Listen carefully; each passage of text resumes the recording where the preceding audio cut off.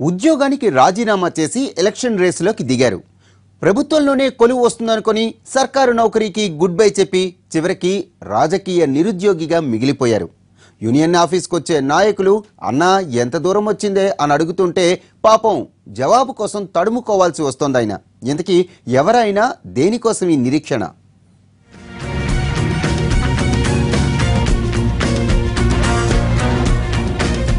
ప్రత్యేక రాష్ట్రం సాకారమయ్యాక కొందరి కల నెరవేరింది. ఆయన మాత్రం అదృష్టం కలిసిరాక అంత దూరంలోనే ఆగిపోవాల్సి వచ్చింది. ప్రత్యేక రాష్ట్ర ఉద్యమంలో క్రియాశీలకంగా ఉన్న ఉద్యోగ సంఘాల నేత తన కల నెరవేరేదెప్పుడా అని చకోర పక్షిలా ఎదురుచూస్తూనే ఉన్నారు.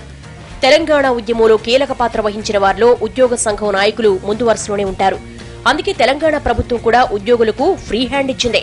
ఇక ఆయా సంఘాల నాయకులకు కూడా మంచి ప్రయారిటీని ఇస్తూ వచ్చింది. తెలంగాణ ఉద్యోగుల సంఘం అధ్యక్షుడు విఠల్ని తెలంగాణ పబ్లిక్ సర్వీస్ కమిషన్ లో సభ్యుడి చేసింది. ఇక టీజీఓ అధ్యక్షుడు శ్రీనివాస్ గౌడ్ ఎమ్మెల్యే అయ్యారు. టీఎన్జీఓ అధ్యక్షుడిగా పదవి విరమణ చేయగానే స్వామి గౌడ్ ఎమ్మెల్సీని చేసిన ప్రభుత్వం అధికారంలోకి రాగానే మండలి చైర్మన్ గా ఆయనకు కీలక బాధ్యతలు కట్టబెట్టింది. స్వామి గౌడ్ వారసుడిగా టీఎన్జీఓలను నడిపించిన దేవీప్రసాద్ మాత్రం ఎటూ కాకుండా పోయారు. ఏ పదవి రాదని ఆశలు వదులుకోలేరు. అలాగని ఎప్పుడొస్తుందో ఖచ్చితంగా నమ్మకం పెట్టుకోలేరు. దీంతో డోలాయమాన పరిస్థితుల్లో ఉన్నారు దేవీప్రసాద్.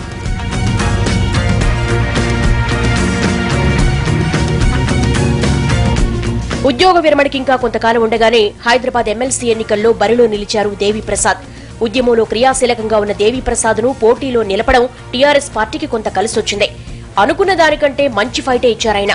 ఎమ్మెల్సీగా ఓడిపోయిన తర్వాత దేవీప్రసాద్ సేవల్ని పార్టీలో వినియోగించుకుంటారని, లేదంటే ప్రభుత్వంలో కీలక పదవి వస్తుందని అంతా భావించారు. అటు దేవీప్రసాద్ కూడా త్వరలోనే తన కారు మీద బొగ్గ వెలగడం ఖాయం అనుకున్నారు. కానీ ఇప్పటికీ దేవీప్రసాద్ కు భవిష్యత్పై ఓ క్లారిటీ రాలేదు. బొగ్గ కారు కాకపోయినా కనీసం ఎమ్మెల్సీ పోస్ట్ అయినా దక్కుతుందని ఆశపడ్డారు దేవీప్రసాద్. అందులో ఆయన సీఎం కేసీఆర్ కు అత్యంత నమ్మకస్తుడు. ఉద్యమ సమయంలో ఏ ముఖ్యమైన అంశమైనా ఆయన పిలిచి మాట్లాడేవారు. పార్టీకి లాయల్ గా ఉంటే ఏదో రూపంలో అవకాశం వచ్చి తీరుతుందని దేవీప్రసాద్ తో పాటు అంతా అనుకున్నారు. కానీ ఇప్పటికీ దేవీప్రసాద్ ఉద్యోగ సంఘం నాయకుడిగానే చలామణి అవుతున్నారే తప్ప ఊహించిన పదవిలో ఏ ఒక్కటి ఆయన దరిచేరలేదు.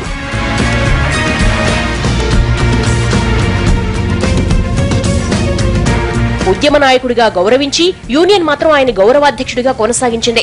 ఉద్యోగుల సమస్యల మీద సంఘానికి దిశానిర్దేశం చేస్తున్నారు ప్రసాద్. కానీ అక్కడ కూడా ఆయన అంత కంఫర్ట్ గా ఉన్నట్లుగా కనిపించడం లేదు. ఎమ్మెల్సీ ఎన్నికల్లో పోటీకి దూరంగా ఉన్నా మరో ఏడాది పాటు ఉద్యోగ జీవితాన్ని సాగిస్తూ టీఎన్జీఓ అధ్యక్షుడిగా కొనసాగే అవకాశం ఉండేది. కానీ ఇప్పుడు దేవీప్రసాద్ పరిస్థితి రెంటికి చెడ్డ రేవడిలా తయారైందని ఆయన సన్నిహితులు చర్చించేసుకున్నారట. అయితే దేవీప్రసాద్ సేవలను పార్టీ కోసం వాడుకునే ఆలోచనలో అధినాయకత్వం ఉన్నట్లుగా ప్రచారం నడుస్తోంది. ఏప్రిల్ నెలలో వేసే కమిటీలో ఉద్యోగ సంఘం నేతలకు కీలక పదవి ఇవ్వొచ్చన్న చర్చ జరుగుతోంది. వచ్చే నెల నామినేటెడ్ పదవుల భర్తీ ప్రారంభమైతే దాంట్లోనైనా తనకు అవకాశం దక్కుతుందేమోనన్న ఆశతో ఉన్నారు దేవీప్రసాద్.